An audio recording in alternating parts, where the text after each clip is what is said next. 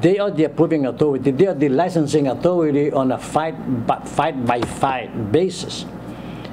And that since there's no commission established, then the fight is not sanctioned. That's my conclusion. So I wrote a letter to the AG, essentially bringing it to their attention, Public Law 30-45, which established the commission and empowered the commission to review and approve application and licensing for events.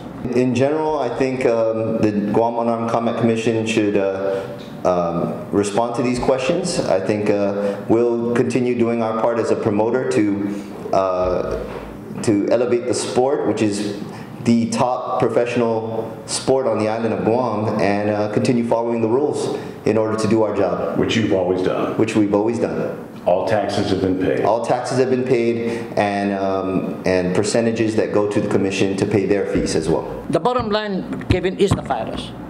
To protect the fighters in whatever nature. From injury. From injury. Serious. And if they are injured, that there is medical coverage. Part of the requirement for the fighters to be licensed is to receive a list of medical inspections, which they all do, and they've always submitted those paperworks to the GUCC in order to receive their licenses. No problems there. No problems.